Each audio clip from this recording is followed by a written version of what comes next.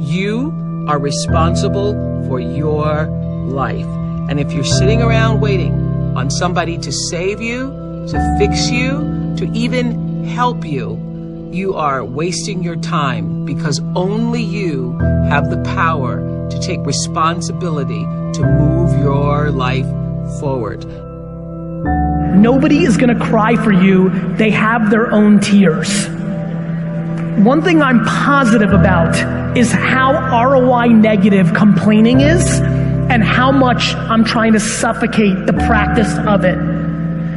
I really have been fascinated by people that have changed their mindset into understanding that everything that is not going well right now is their fault. It has been remarkably important to me in understanding that everything that I'm not happy about is on me. It's a remarkably interesting brain twist. The amount of energy spent on things that you can't control versus being accountable to what you can control has been a huge separator for me in the last 4 or 5 years as I've dug deep. I always tell people the most valuable lesson I got from my mentor, Jim Rohn, was I asked my father, worked 2 jobs. We were always broke. We had no money for food. And we lived in a community we moved to, which was, I thought they were all rich and we were on the other side of the tracks. It was lower middle class, but compared to where we lived before, these people seem rich compared to us. And I just didn't understand it. And Jim said to me, Tony, it's not about the value of your soul, it's about the value of you in the marketplace. And your father's skills are not that valuable. Someone said we have 2 primary choices in life. We can either accept conditions as they exist, or we can take the responsibility to change them. See, a lot of people want to exempt themselves from taking responsibility. All they want to do is talk about the problem. Every time you see them, they'll tell you their story over and over and over and over again. No one's going to do anything for you. Couple rules of being a real leader. You need to take responsibility for your own life. Bringing energy to your team, leading in recruiting, leading in leadership, leading in growth. Nobody owes you anything, but you owe other people everything. That's what a leader does. You take responsibility. You know exactly right now what you're not doing. It would be criminal of you to leave here and say, I don't know what to do. You know exactly what you're afraid of. You know exactly what you've been avoiding, and you got to make a decision to change it. You know exactly what it is. Don't BS anybody. You know what you need to do different. You know the changes you need to make.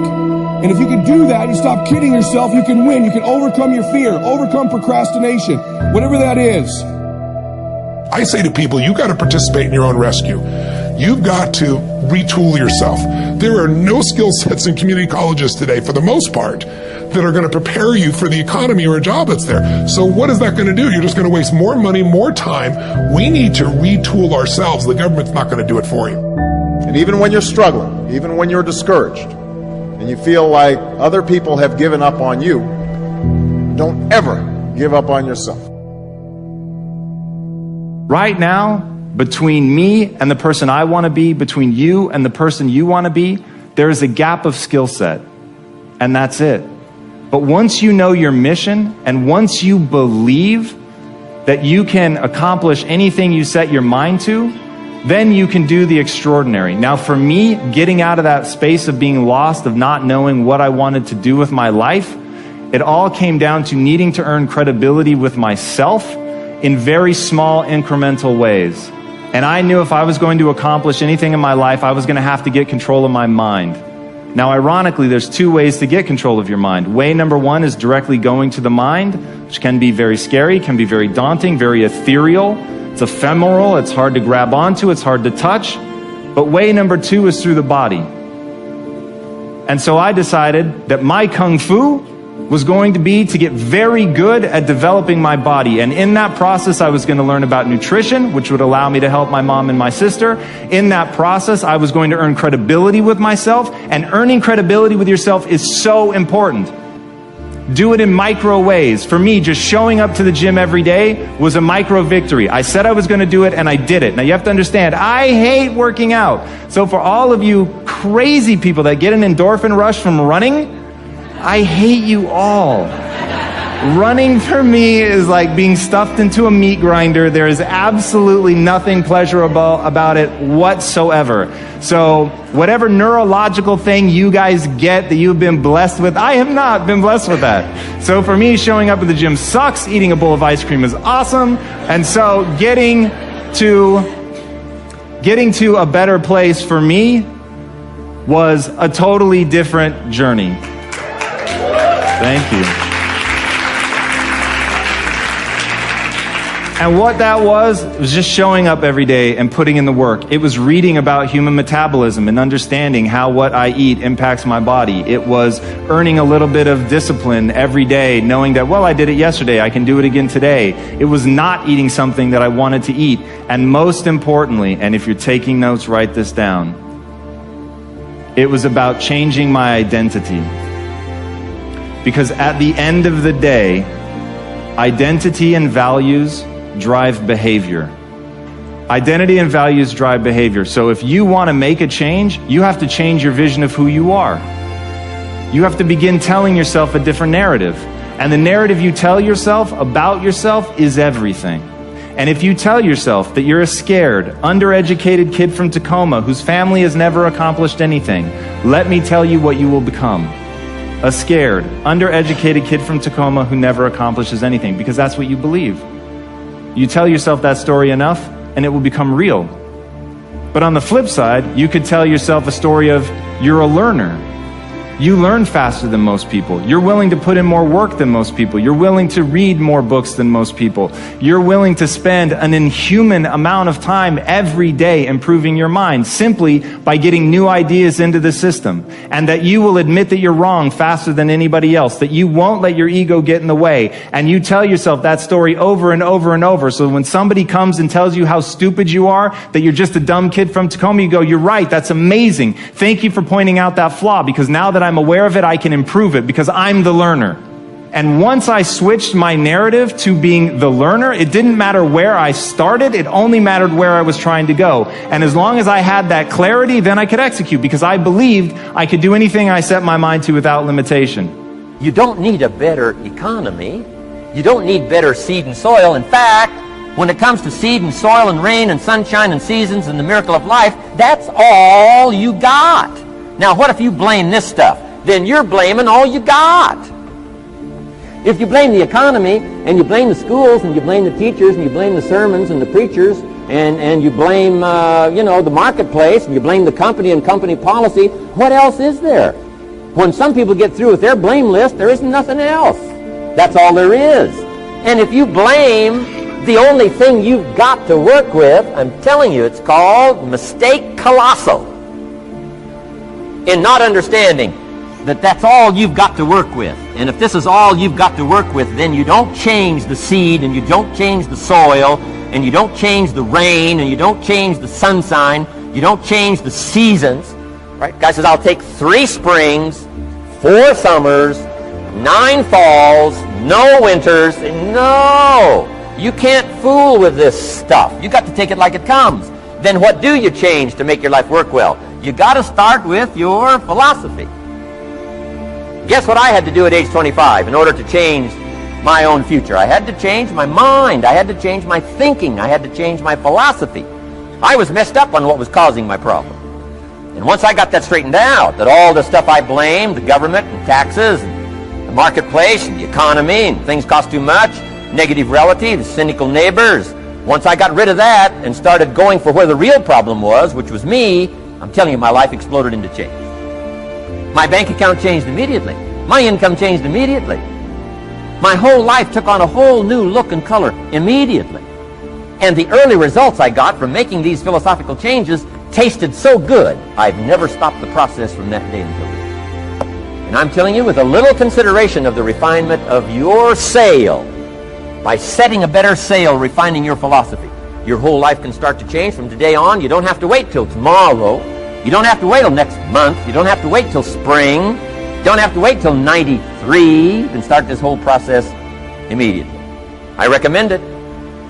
Now, some people do so little thinking, they don't even have their sail up. I mean, you can imagine where they're going to wind up at the end of this week, at the end of this month, at the end of this year. Now's the chance to change. process all this information. Here's the definition of success and failure. Just make this note. Here's failure. A few errors in judgment, repeated every day. Now you can automatically assume, Mr. Owen, I say, I can understand that. A few errors in judgment repeated every day. For 6 years, my father, 88 years old, he's never been ill, still hasn't retired. Not long ago, midnight, we're getting ready to go to bed. We've drilled a new well, got some extra water, got some more acres going, he's all excited.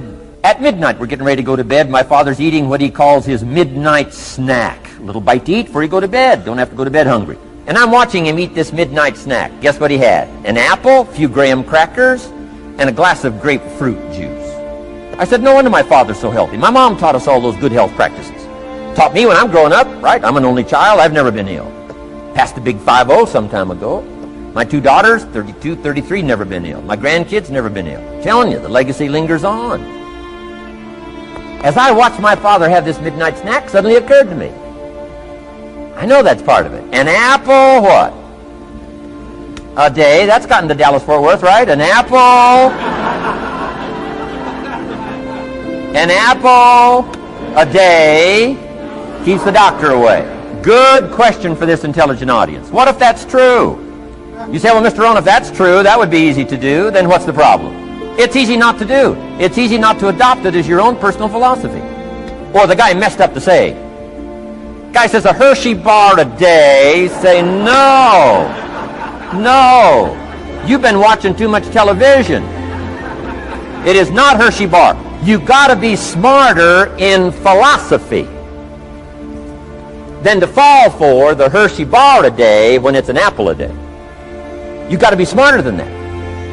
And if you make that kind of an error in judgment every day for 6 years, I'm telling you, it'll accumulate into disaster.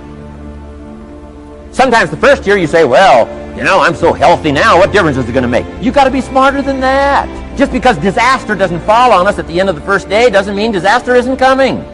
You got to be so smart that you look down the road and say, will the errors in my present judgment of philosophy, what's that going to cost me in 1 year, 6 years, 1 month, 6 months? I'm telling you, the money cost and the health cost and the success cost is too gigantic if you look down the road a little ways and say, are there errors in my current judgment like an apple versus a Hershey bar? Is that just a good illustration of some of the rest of my errors in judgment? If it is, that's where I found myself at age 25. I started working when I was 19. I met my teacher who helped turn my life around when I was 25. That's 6 years.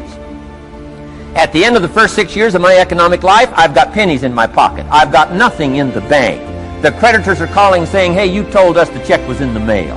I'm embarrassed. I'm behind on my promises. I live in America. I'm 25-year-old American male. I got a nice family, every reason to do well. And I'm messed up. Now, what's messed up? I used to think it was the community that was messed up, and the country was messed up, and the government was messed up. If those Democrats ever get in the White House, that'll really mess things up. If the Republicans stay in power, that'll really mess things up.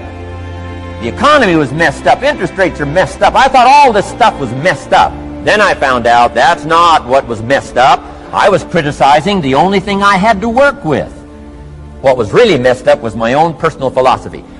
My own errors in judgment in my own personal philosophy brought me in 6 years to pennies in my pocket, nothing in the bank, and trying to explain why I wasn't doing well, living in America, 25-year-old American male, got a family, every reason to do well.